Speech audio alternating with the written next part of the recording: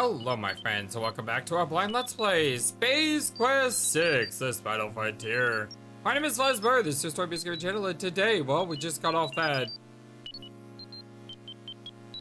I don't really know what to call a planet. It wasn't the nicest planet in the world, it was...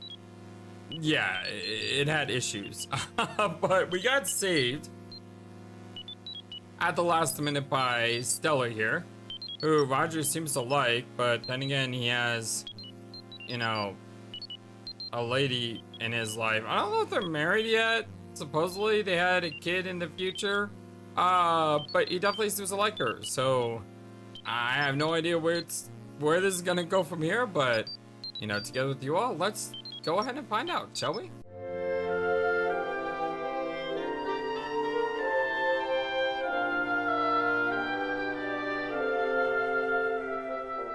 Hope we all having a wonderful, fantastic day. The first thing we do is just like look around.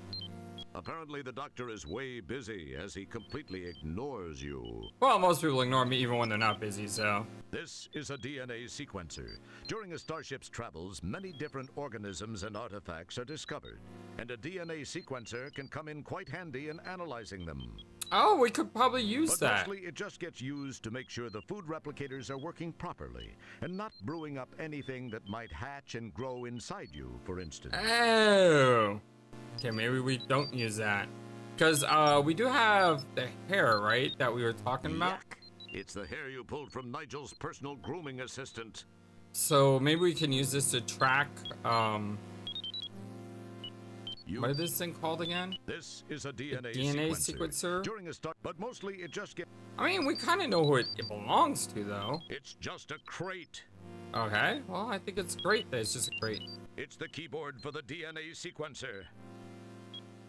Many things rest on the center console. Most of them are merely non-functional screen dressing. Pretty cool looking, eh? Oh, it says screen dressing, and then they hide like little tiny CDs in the back. Many things rest on the center Okay. Many things...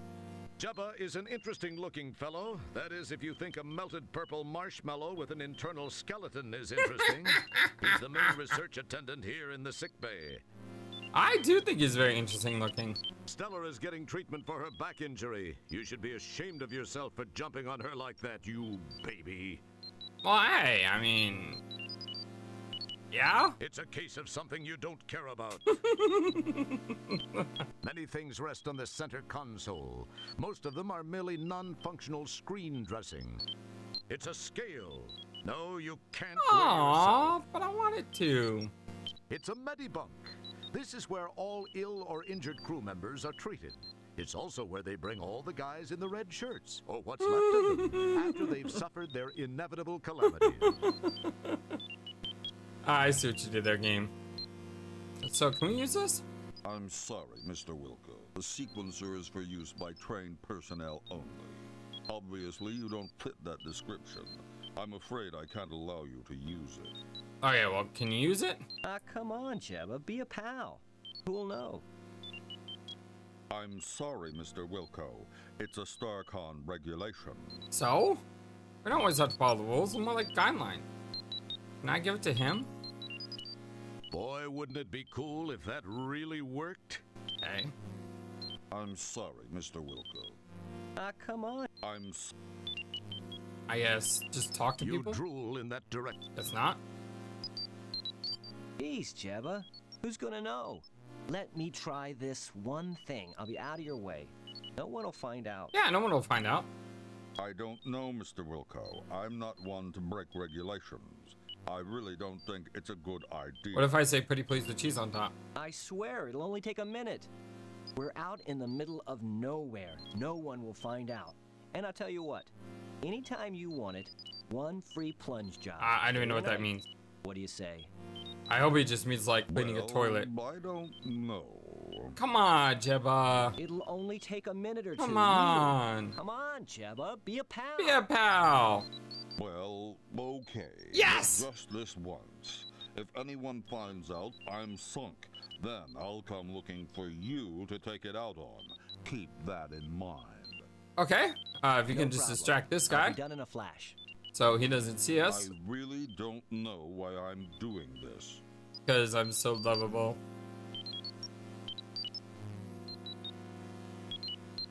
Oh,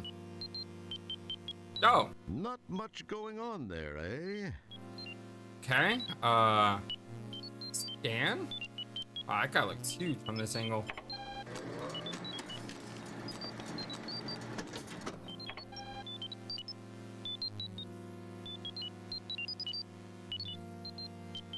What next?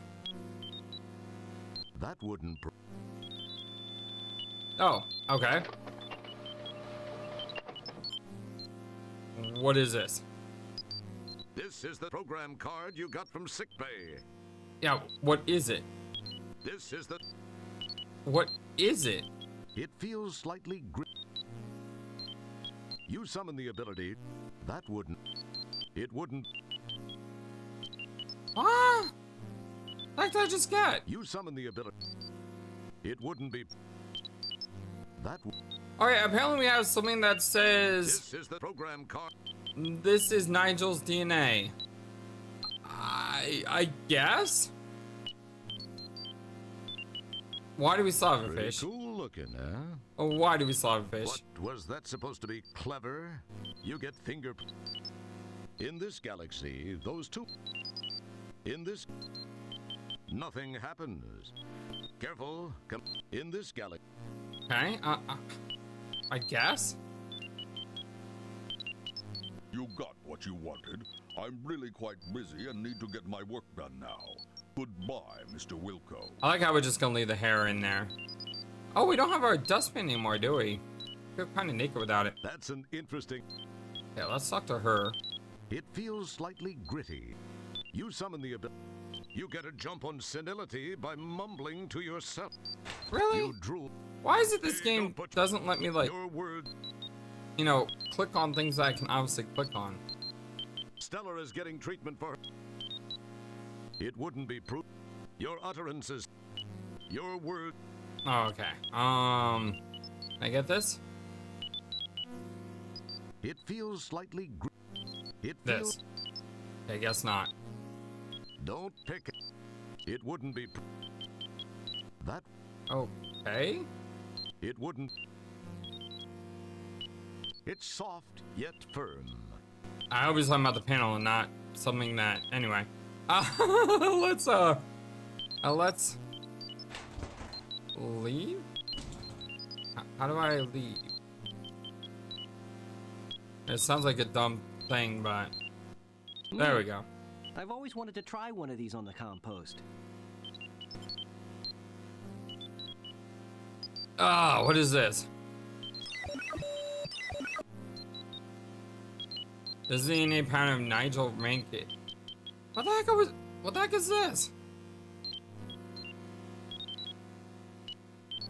Oh, hi, Stellar. I hope your back's feeling better. They just finished treating me. What is and going it on starting to here? Feel better. However, I was told to lay off rescuing people for a while, especially you. So, did you have any luck? I think the game like glitched or something. I There got we some go. Information from the sample I ran through the DNA sequence. And the doctor seems to be stuck. When I tried it, all I got was a name. All it said after that was that the file is closed. I wonder why that And by the way, is. this praying mantis guy is kind of freaky. I don't know for sure, Roger, but it seems a bit suspicious. When a file is marked like that, there's usually a very good reason. Most frequently, it indicates the file is closed for intelligence purposes, or it's legally sealed by some judicial body. In the case of those tubs of guts that grabbed you, I'd have to say it's not a government agency directly behind it. It sounds more like someone with access from the outside to a friend or two inside. A more paranoid person might say this smells way wrong. Mm-hmm. Then again, when did you last change your socks? If the files are sealed, then we have nothing to go on. True.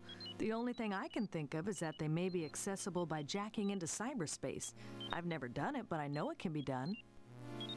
So I guess this means you won't be trying it first. I mean, I'd love to try it, but I can't since we don't know how. I don't know what the heck we're Actually, doing. I read it can be done with the help of a cyber jack and headset and a cyberspace jack interface module.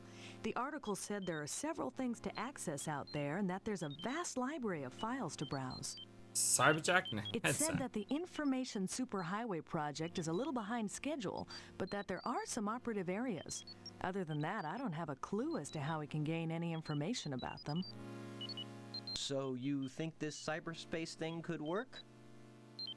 Well, I can only tell you what I've read. Navigating it takes a little patience, but I think it's the only option you have. I don't know if you'll locate a Cyberjack and headset. Because of the delays in the project, they've become more like collector's items than marketable, functionable products. Wah!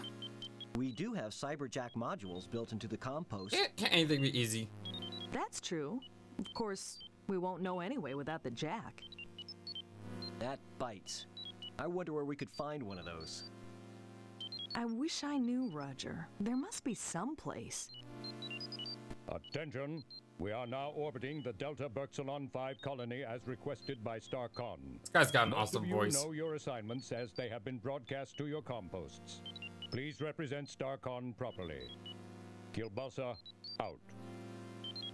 You better get moving since you don't know yet what your assignment is. I have some checking around to do. We'll talk later. Thanks, Stellar. Thanks, Stellar. I'll see you soon. Maybe we can work in that dinner.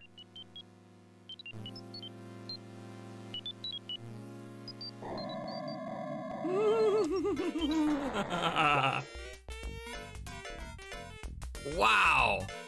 What the heck is this? Is this our quarters? We actually have a quarters of our own? I mean, I was like a janitor, we'd just have like a bunk somewhere. You had tickets to see Quasar live in concrete with Beatrice. That The was girl before that, you got you know. busted back down to janitor and assigned to this dad-blasted floating heck hole of a mother-talking spaceship. A note, this game has scrupulously avoided any rough language that would result in having to be rated as an adults-only computer or video game by the Game Censorship Board of the U.S. Senate Subcommittee. Yeah, you hear that, YouTube? This game is clean. That's right. Looks like you have a message waiting for you.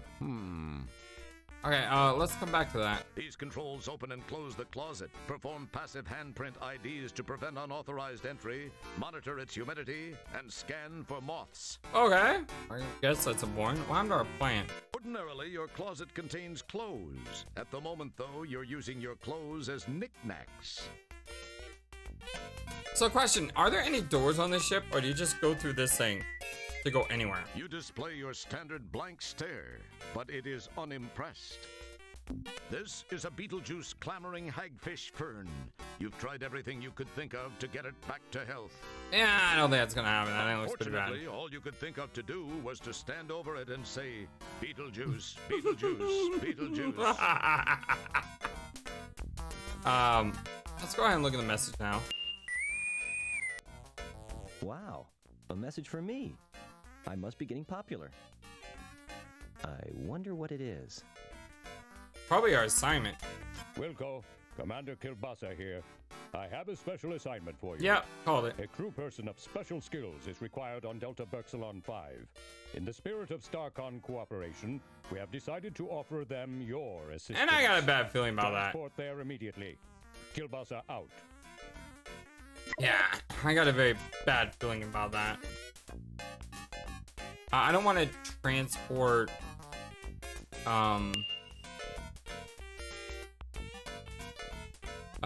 hereby terminated.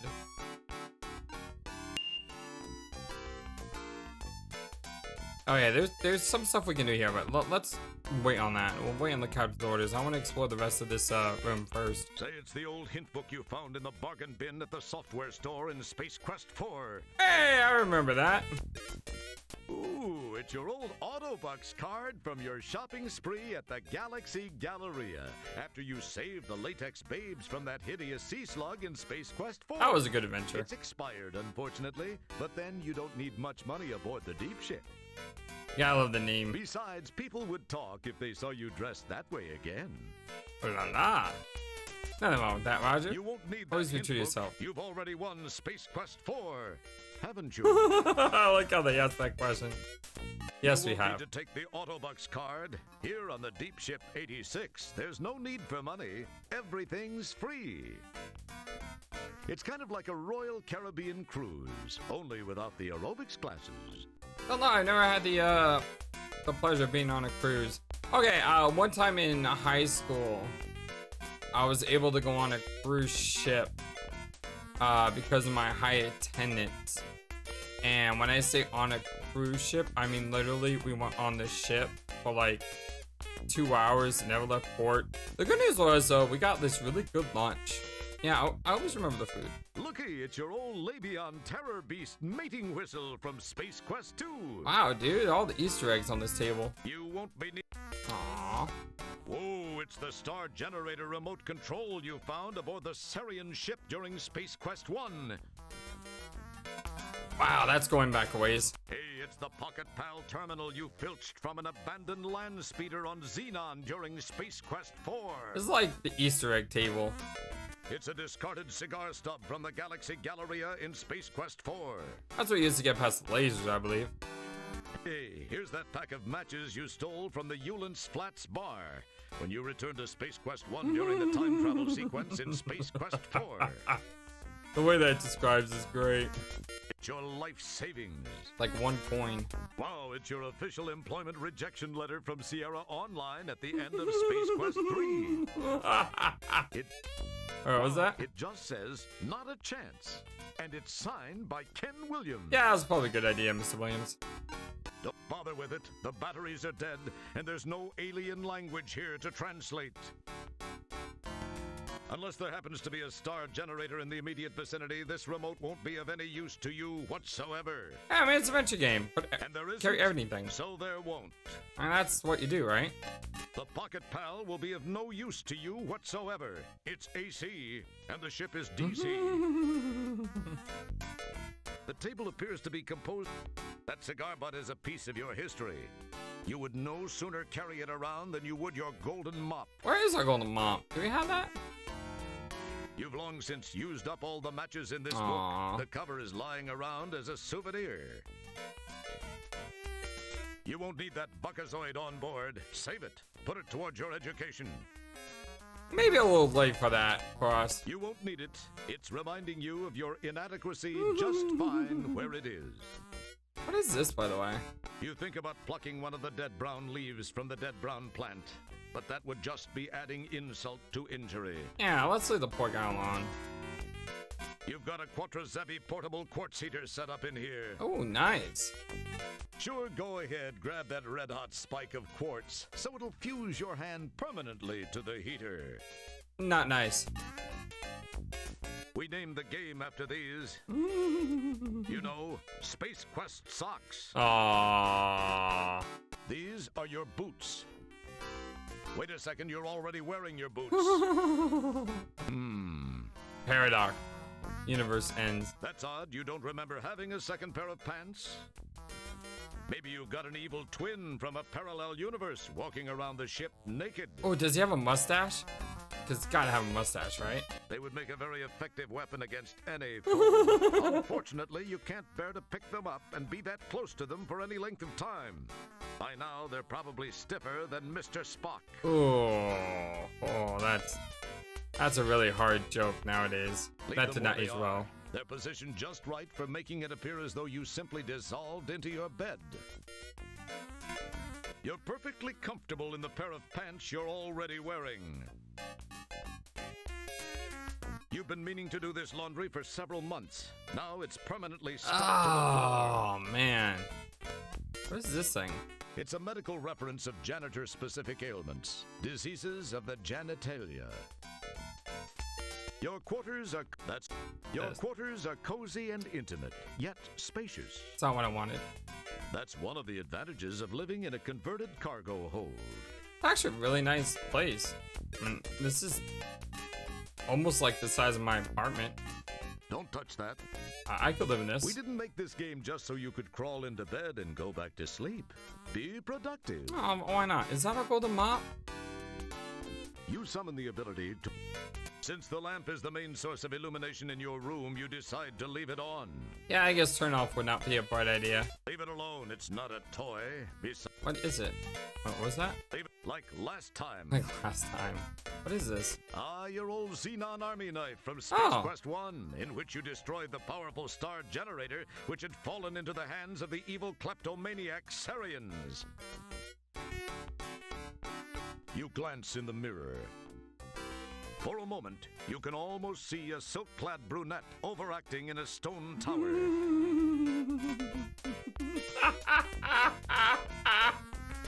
I don't know if the reference is this, but I'm pretty sure that's a reference to King's Quest 6. The only King's Quest game I ever played. I remember the ending because the ending had this amazing like song about a girl singing in a tower. And what's crazy about it is Sierra in the like instruction manual actually had numbers for like radio stations in the area, and they were telling people to call the radio stations to have them play that song on the radio. That's right, Sierra actually tried to like win a Grammy or something for a song they put in a game. It's a pretty awesome story, and it's a really amazing song. I mean, I still remember it today, and I haven't played the game in a long time. You saw this detailed diecast model of an early StarCon Solar Scout in Milky Way today, StarCon's in-flight magazine. It seemed like a great investment at the time. Is this a golden map? Your quarters are That's Come your on. quarters. That's Come on, let me click on the golden map. Let me bask in the view here of our wonderful, amazing apartment. Okay, let's see if I can. Holy cow! There it is. It's your Golden Mop Award for your feats of daring do in Space Quest 1. I'm surprised we still have that. Consider all we've been through. That mop is a piece of your history. You would no sooner carry it around than you would your cigar butt. Pretty amazing piece of history. Don't pick at it. You'll only make it worse. What are we picking at? This poor dresser hasn't worked right since they halted on board. Wait, were you looking at yourself or at the bureau? Well, same message either way. Your kitchen is in here, complete with garbage disposal, solid waste regenerator, and cockroaches. Ugh, never mind, I could not live in here. Ugh. Don't we have a machine for that in the future? Hate roaches. Your quarters are It feels clean. Feels clean. Don't touch that. I don't know of anything we can do in this room. I mean, I've tried clicking on everything, and Don't touch that. there's like nothing. That would. What is this? It's a picture entitled Rocket Ship to the Moon. It's a plane. Now, if you could only figure out what the heck a moon is. Oh, come on, we're a little bit smarter than that. We used to be a captain, right? Okay, communication, zero messages, database. What is You this? get fingerprints.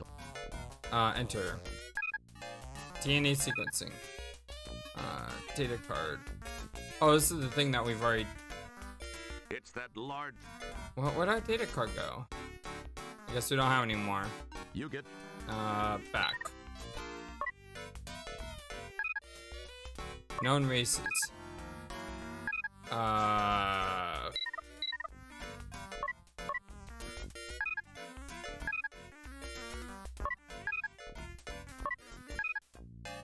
Alright, this would take like an hour to read everything. Especially when I don't really have like Use some.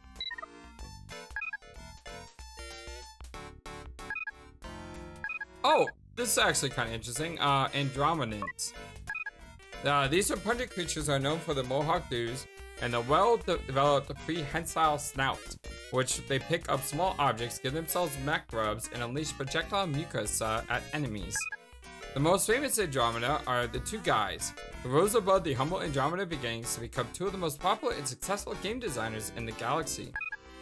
They were once kidnapped and pressed into servitude by the notorious Scumsoft Corporation, but were later rescued by an unidentified worker. That's us! Most Andromedans prefer flavored foreign coffees such as hazelnut, mocha, mistake, and vanilla cottage cheese. So that's a reference to the two guys from Andromeda. Sequonia killer. Bicranial crud snorter. Imagine a crud snorter, only with a bifurcated cranium. Bicranial crud snorters are limber simian creatures with frontal lobes the size of Telsovian binary cassavas. One would assume this makes them smarter than the average simian. One would be very wrong. Bicranial crud snorters prove the old adage that it's not how big your brain is, it's what you do with it. Just like the monocranial cousins, they spend most of their time spouting crud and then hacking out again in a extended cough if it's off the last 12 hours. Yeah, I can kind of symbolize with this. I've been coughing a lot the last couple weeks. While they're not gagging and choking, bicranial crud snorters enjoy swimming, sniping, jazz, and eating gibberellian dust mites. Alright, if you say so. The Bjorn! Race of half-humanoid, half-kitchen appliance creatures, and the scourge of the known universe. The Bjorn seek out civilization or to assimilate them. The collective knowledge of each civilization that applied to the task of creating newer, shinier kitchen appliances. This is how the Presto hot dogger and Daisy seal meal were invented. The leader of the Bjorn is the toaster-skulled Nakotikles. StarCon has posted a reward for the deactivation of Nakotikles, whom may be recognized by a socket just below the ulterior cross control. The socket is typically used to connect Nakotikles to various power sources in order to recharge him and through him the entire Bjorn collective. The great irony is that you won't never spend any time in the kitchen, preferring to send out. They need a particular mixture of batteries, nuts, bolts, and processed organic sludge. Bearthinic Molder Beaver. The herbivorous boulder beaver is the most recognizable for its powerful prehensile tail. Unlike the tails of most beavers, which are strong enough to fling mud, the boulder beaver can use his tail to fetch out about 340 pounds with 3 sets of 15 reps without even stopping for a fruit-flavored sports beverage. Hence, it can in fact create a dam out of boulders of nearly any other material, including molten steel, lava, and stellar core fragments. The beaver prefers to eat the sweet, spicy leaves of the creepy habanero eucalyptus vine. Replicator number... Did I write that down? Hold on. Habanero... eucalyptus vine. Number 6830620. And this is about beavers. Yeah, if I run into a pack of angry beavers, I know what to do. Nothing. 3. Aeronauts sea urchins. The aeronaut sea urchin is a pitiful little creature who doesn't really care who knows it. It cries constantly, which is only recently discovered under the creature that lives underwater. It also refuses to play with the other aeronid sea urchins. However, some of its feelings are understandable. After all, it's just about the ugliest sucker on Iranon. Its spiny curls make romance a tedious and impractical affair, and its gonads are highly prized as sushi. This will make you cranky too. Sea slugs. The multi-talented sea slug is a large, menacing carnivore with a squid-like beak. Its spectacular adaptive abilities and matchless ferocity ensure that it can easily survive for extended periods underwater, on land, or in space. However, due to its numerous digesting habits and unrestrained lifestyle, the Estrosian sea slug will not hold up for more than 5 minutes under the scrutiny of the liberal media. Estrosian sea slugs eat all manner of creatures, particularly aquatic ones. Their favorite food of all, though, is the latex babe of Estros. Alright, so that's all for that one. Glaring gutter rats. They're so slimy, slimy, and nasty that they give a bad name to all other gutter rats. But all of their despicable habits, the worst is the fact that they're the lousiest bowlers in the galaxy. Hence their name. Not only do they rarely break 100 when they talk loud and cuss when other people are seriously trying to bowl. The preferred diet is a bowling alley combo: French fries, burgers, hot dogs, and beer.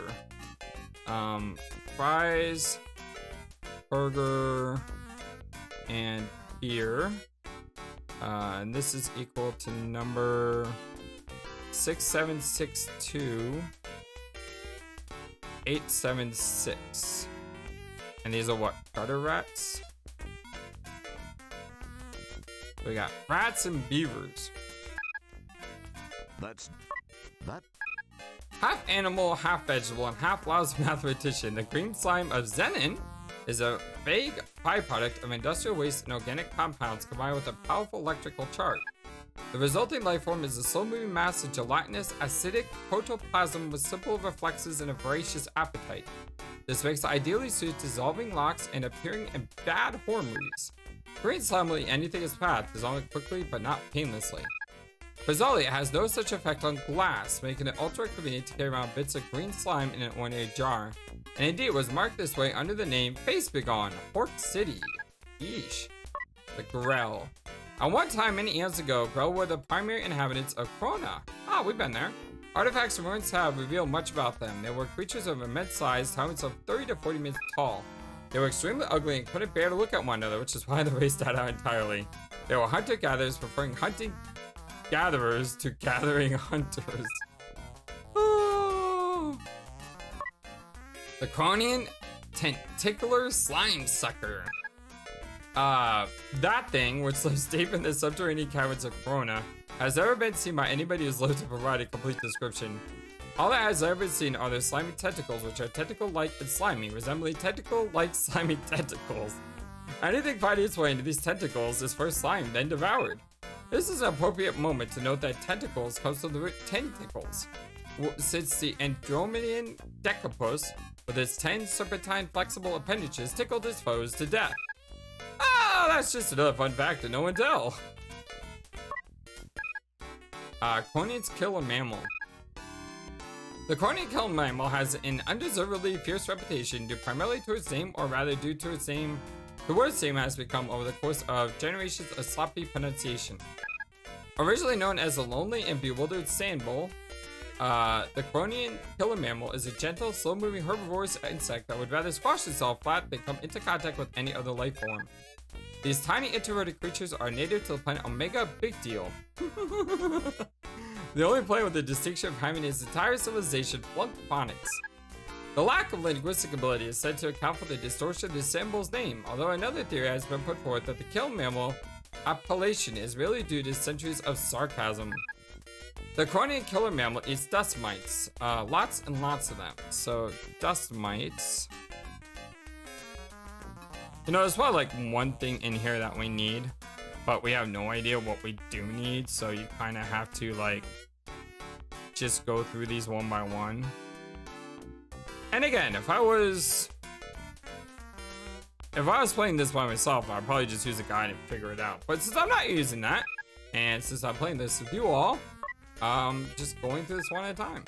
Cronians, the sentient civilization of Krona exists of the Cronians, a secretive and shy race of scholarly old men. They devote their lives to the pursuit and dissemination of knowledge. Conversations with Cronians are liable to be dry, peppery with obscure and dull references to places and people you never heard of, and full of self-congratulatory rhetoric.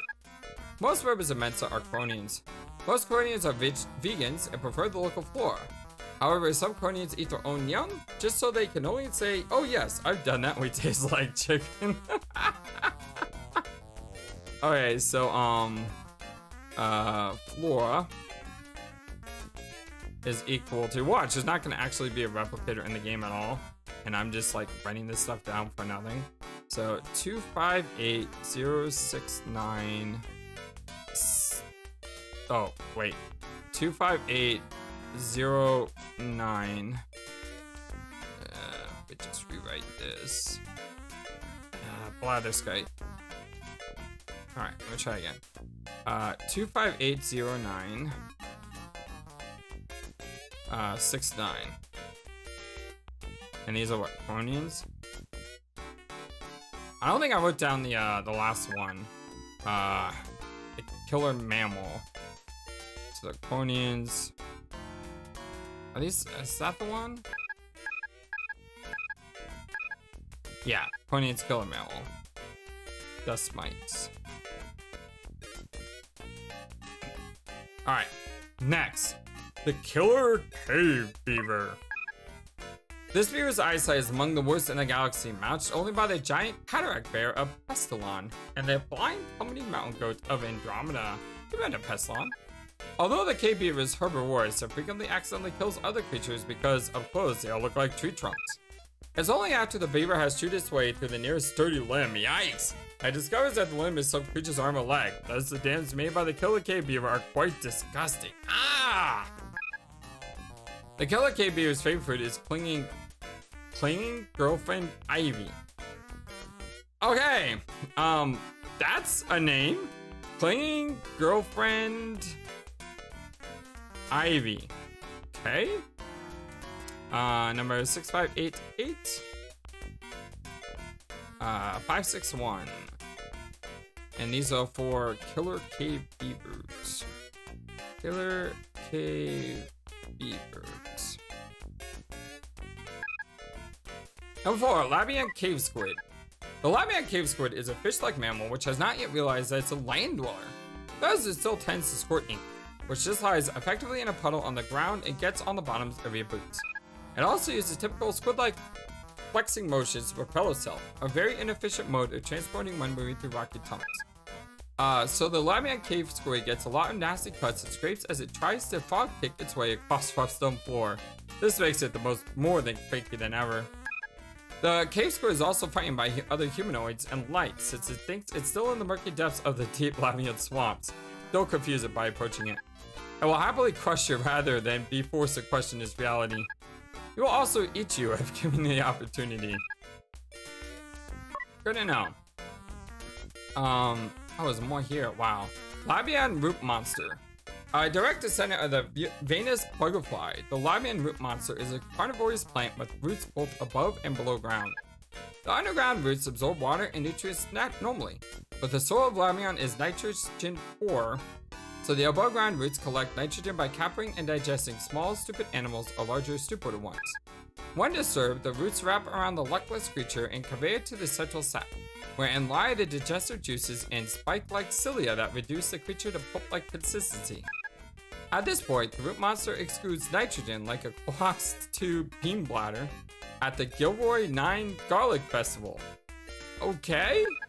The Labian root monster is best observed at a distance, or is in the highly acclaimed VidCart series, The Trials of Grotesque Alien Animal Behavior, by highly acclaimed naturalist Dr. David Attenborough. Alright, Labian Swamp Slurpee.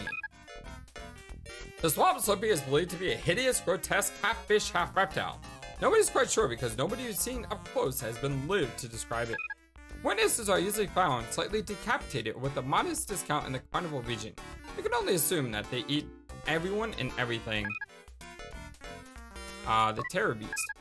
The Terror Beast is aptly named since it spends most of its life in terror. I thought this thing causes terror.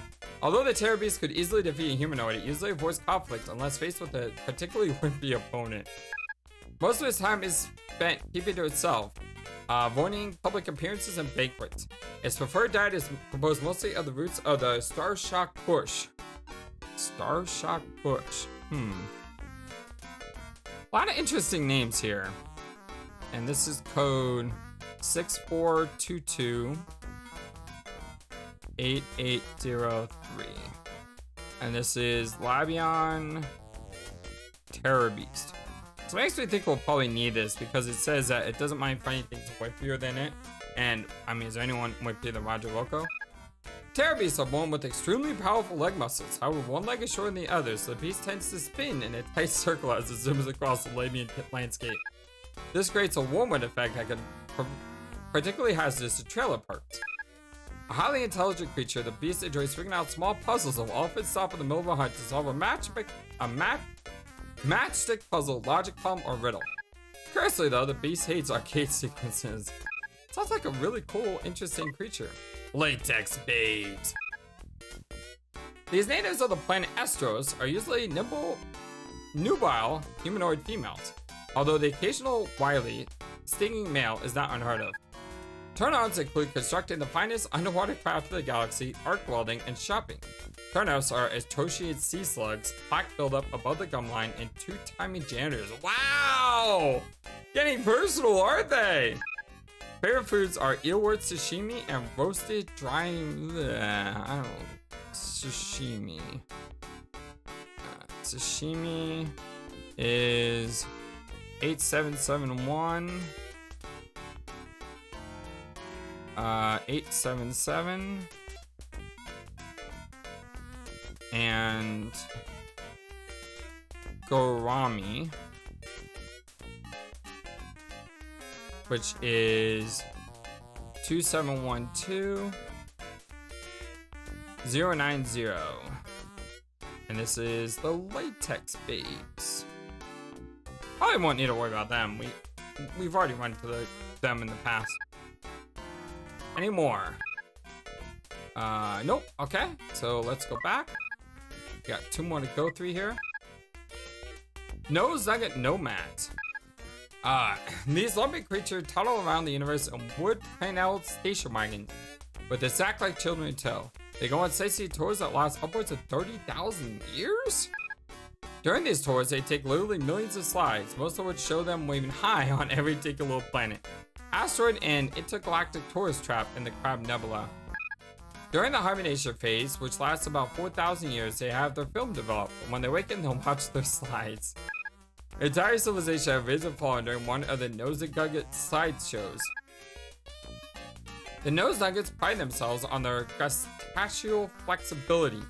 They eat whatever foods are native to the location they're visiting. On planets where the natives subsist, mainly on Nose Nuggets, this presents the Nose Nuggets with a difficult situation in which they often end up having to eat themselves. Yikes! Ugh! Or rats. These aggressive carnivores have been the bane of visitors of planet Corona for hundreds of years. Walking and heavily muscled, Orats walk on 2 powerful hind legs. They enjoy crushing other life forms with their massive forearms. They also enjoy basketball, and often combine the two by playing a quick game of one-on-one with a recent catch. I'm pretty sure that happened to me. They're the guy that's in the cave when you walk in there, like over here, you come in from this direction. Interestingly or not, the flesh of the Orat is highly prized for its flavor and buttery texture. It's found as a common ingredient in the cuisines of several different planets. As a result, there is a burgeoning black market in Orat poaching. For that reason, the Orat is considered a dangerous species, but nobody seems to mind except for a few chefs. Pestilon Monochrome Boys. You won't find the Monochrome Boys in their native habitat. These foul-mouthed, belligerent beasts spend most of the time zipping around on hardly drama mines, pulling weaker life forms and tinkering with the hogs. Not the motorcycles, but the real hogs. Don't ask, you don't want to know. The Monochrome Boys are so named because of their unusual white and gray pigmentation. Their blotchy blemishes are partly responsible for their sour demeanor. Do not make eye contact. Should they force a confrontation, do not call them monochrome or boys. It's alright for them to call each other monochrome, but it's not okay for anyone else. The diet of monochrome boys consists mainly of any other life form that has a light, crunchy exoskeleton. Alright, don't want to write that down. The flea butt pod snatchers. The only other life form indigenous flea butt other than the flea butt inskies, pod snatchers hang from the purplish rock formations that dot the landscape. They attach themselves by means of a strong solid muscle, and their tough, chitinous outer shell protects them from potential predators. At birth, the pod snatcher cannot focus on its prey. Fortunately, it has glands located near its tear ducts that secrete a liquid glass that hardens and forms a lens over the eye, usually in about an hour. Imagine that! Lens in about an hour! The pod snatcher then looks down from its upside-down perch and unrolls a sticky, extensible tongue that can pick up an enemy 250 times its own weight, snag a fly moving over 35 kilometers per hour, or perform several dubious tricks designed to get into the Quadrant 12's funniest home videos. The favorite food is flea butt inskies, but since there are no flea butt inskies left on the planet, they mostly eat sand. Aww. Flea butt inskies. On Fleabutt, the laws of natural selection are clearly illustrated, particularly in how they can sometimes go horribly awry, and produce a poorly adapted race totally incapable of surviving its natural native habitat. These creatures native to Fleabutt are collectively called Fleabutt inskies, or blats for short. They have 3 fingers which end in suction cups, ideal for grasping soft prey or souvenirs. They have organized pupils for seeing in dim light, large yellow incisors for cutting through food, and long narrow nostrils to protect against inhaling most foreign objects. Unfortunately, the planet of Fleabud, a greenish dust ball, has no small prey to grass. It is brightly lit throughout the day, night cycle, features deposits of naturally occurring pulpy food, which must be gummed extensively before being swallowed, and has rock formations which cast off long, narrow slivers of mica, which are easily inhaled by the blats. Yikes. Okay, so what is this? Gummed something. What is this? Hold on. Pulpy food. Pulpy food. And that is number 6588. 644. And this is for the flea but inskies, which I thought were killed off, so I don't know why I'm writing this down. These mica slurs could cause extensive lacerations of the sinus cavities, though any blats who is fortunate enough to survive the atmosphere typically loses teeth, goes blind, or starves quickly. Yikes. In fact, there is only one known currently surviving blats who has moved off of Fleabud to seek a more hospitable environment. Pig guns. The pig guns are a race of many contrasts. They're so cute you just want to eat them up, but you can't because they're very tough and you can chew them for hours without making any headway. Which is alright because they taste horrible. They live on Labion and create elaborate warrens or dens. They also swim through the Labion swamps with ease since they use certain berries to repel the swamp slipperies that inhabit the marshes and bayous. However, the berries are ineffective against monstrous killer cave beavers who invade the dens and feast on the pig guns within. The cave beavers are not intelligent enough to figure out how tough and chewy the pig guns are, and often sample every pig guns in the den before realizing that none of them are tender enough to eat. Pig guns are herbivorous, so they will only eat creatures named herb. They will also eat the young shoots of the wandering atheist. Really? So is this the herb or is this the wandering atheist that we're writing down here? I don't know. 4366 314. And this is about the pink ones. Cool. More. Okay, back. Last one. Sarians. The Sarians are a humanoid race, treacherous, evil, but always eager to please. The Sarians make wonderful hosts, especially if you're their enemy. They pride themselves on their techniques of torture, mutilation, disfigurement, napkin folding. What is napkin folding coming from? And selecting the right wine to go with whichever enemy they're eating. They're also easily offended should you insinuate that they're doing less than the best to grind you into a fine red paste. Sarians are omnivores, preferring to eat old back issues of Omni. I remember those guys. Space monkeys! Billions of years ago, the planet Serenia was devastated by a collision with an asteroid. All water evaporated from the ecosystem. Every day the inhabitants survived was a victory. Eventually, all life perished, or so it was believed. Many life forms adapted by encapsulating themselves in crystal-like eggs. And when these eggs are immersed in water, they hatch. One such life form was known as the brine monkey, a tiny water-breathing simian. Carino Products mined the planet for its huge products of brine monkey eggs. While they were at it, they also mined enkysted brine apes, brine marsupials, and brine aardvarks. Carino has since marketed the monkey eggs under the trademark name Space Monkeys in comics. Space monkeys prefer space fruit sticks, or tangy piquant brine bananas.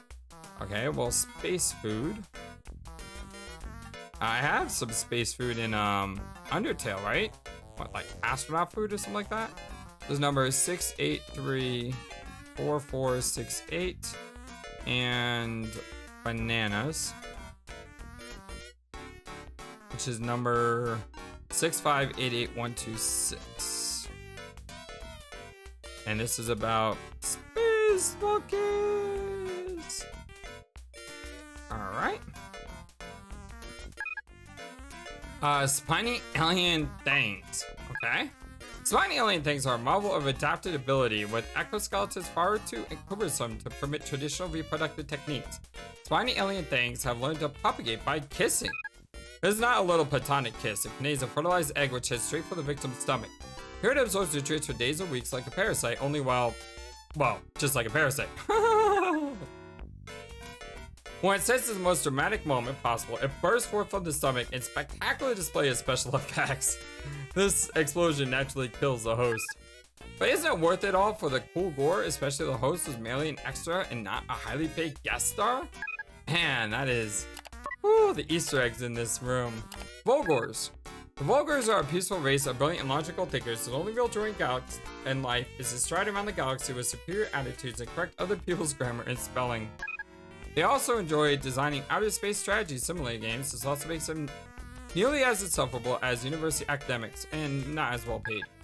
Considering the placid and studious lifestyle, it's interesting to note that the Volgors have developed by extremely practical martial arts technique called the Volgar nerve pinch.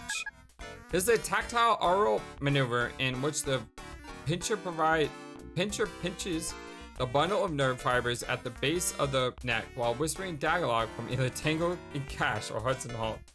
Gotta love the Vulcans. This particular combination of stimuli results in a severe flash of pain and then consciousness which can last for several hours. The technique is demonstrated in a hollow joint program. Okay, so this is what, the Volgar pinch and 555 sounds like a phone number. 1212. Oh, there is no next here. All right, well, we read through this all. I don't know how this is gonna help me, but I have a bunch of numbers here. Back. Ship's functions. Holodroids. Holodroid could recreate any environment for which a program exists. To start a program, enter the program number and press enter. Warning, all materials on Holodroid are made from Bird 2 Plast, a virtual material that cannot exist outside the Holodroid environment. Tend to remove any virtual plastic items so the Holodroid environment will result in immediate disintegration. So that you go in there and conjure up something useful and then leave and expect it to still be in inventory. Great, all this stuff I just wrote and it means nothing. Food replicators are available in many ships locations. Use enter the number of desired food stuff. Menus are available in C Pocket Plate. Oh, okay, so I just realized all these things that I wrote are for the food replicator. And the Vulcan nerve pinch thingy, that's for that other thing that we just learned about. Menus are available in seat pocket in front of you. There is no seat pocket in front of you, try looking behind you. There is no seat pocket behind you, just hail the waiter and request one. There is no waiter in sight, please wait and one will be with you shortly. So this is a hollow joint. Back.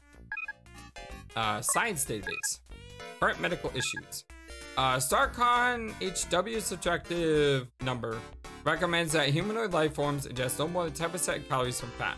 Therefore, Kung Pao chicken has been deprogrammed from the replicated menu list. Aww. StarCon would like to congratulate Dr. Beverage Crusher. Oh, I love it. Dr. Beverage Crusher on a self-administered balloon angioplasty.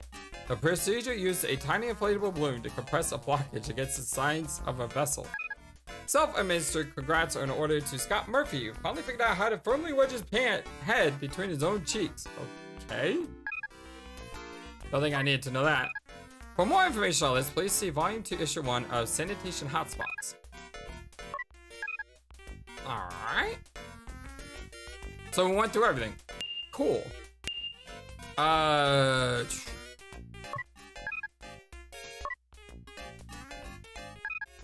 Okay, a lot of places we go. I guess we go to the bridge first. Just go right down the list. Wow, the way he sits on this thing is really cool. Janitor Wilco, why are you here? You're supposed to have gotten your orders from your compost as instructed and reported to transport for beaming to Delta Berxilon 5. Do it now, or I'll be forced to make you the subject and recipient of a captain's log entry. Now move it. I want to look around.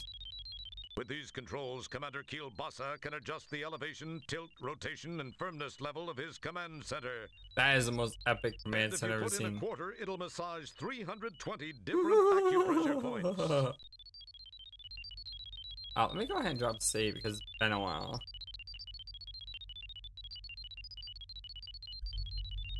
Yeah, you rearrange the commander's chair and he'll rearrange you.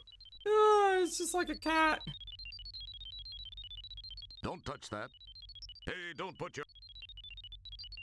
Janitor Wilco, why are you here? Alright, I still didn't see the same thing. That's Can I talk to You these can guys? jump on. You're uttering.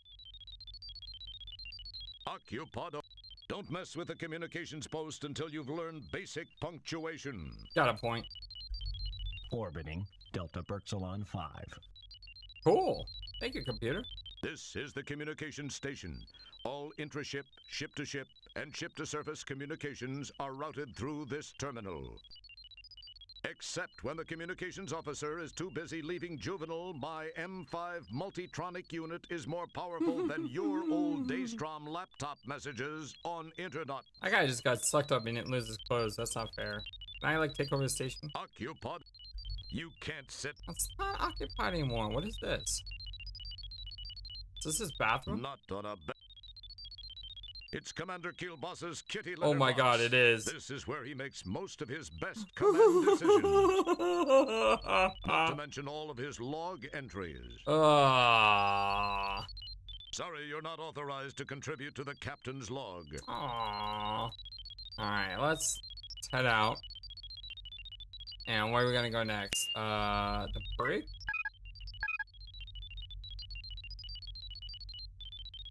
I think I'm gonna go through all these locations.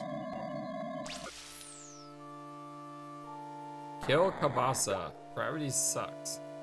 Sarek lies. Major Tom was here. Mr. Soylent. Yeesh. I don't know if I want to eat that. Let's try one of these random codes. Can I use a keyboard? I can't. 6, 8, 3, 0, 6, 2, 0.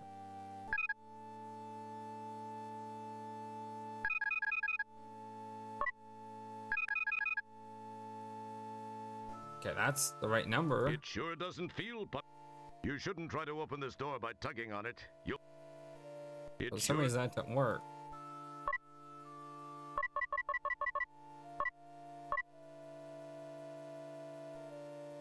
This is the screen used to display the numbers as you enter them.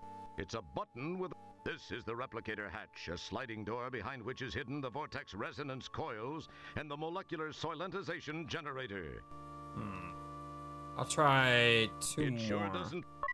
It sure... 6, 2, 6, 2, 8, 7. I don't think I pressed enter with this. We'll try one more. Let's go with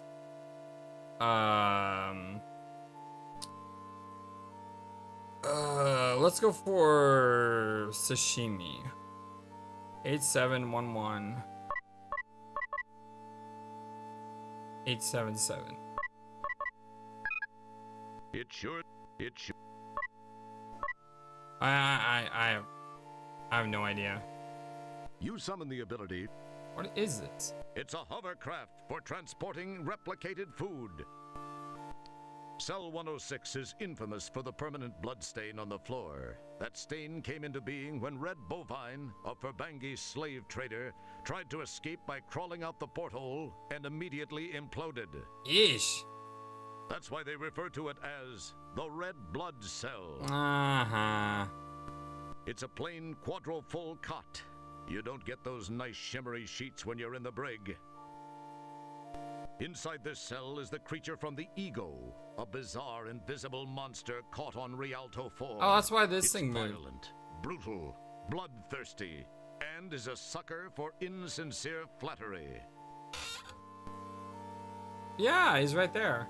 It'd probably be a really bad idea to like do something to the cell, right? You flick the force field on and off just so you can feel like a real security guy. Oh, I need to hit this button. Now there's a real bright idea, but then perhaps you deserve the consequences. If the force field were turned off, you'd be the only one to suffer the consequences. In the event that someone Whoa, might be Jesus. looking over your shoulder, we'll What the save your heck? embarrassment for another time. That thing is scary. I don't want to let that thing out. Did you see that? Oh my goodness. Let me I'm getting out of here. That was, I was expecting a jump scare in this game. 8 reader, whatever that is. Although I'm probably gonna have to call it a day here. I'm sorry we didn't get a chance to like fully explore the entire ship. But I was reading the logs and enjoying the lore of the game. And I mean, this is a story-based gaming channel. That's kind of the stuff we do here. But yeah, there were a lot of funny things in there. I had a good laugh. Hope you guys had a good laugh too. And I love you all so very, very much. Hope you guys have a wonderful, fantastic day. And until next time, so long and take care. Thank you for watching this video. Feel free to comment on what you saw and what you'd like to see next. I always love to hear your thoughts. But before we go, please remember that you matter, and you are brilliant, and you are loved, and you should always be true to yourself. Never let the world tell you any different. Much love to you from your friendly, feathered, flightless bird.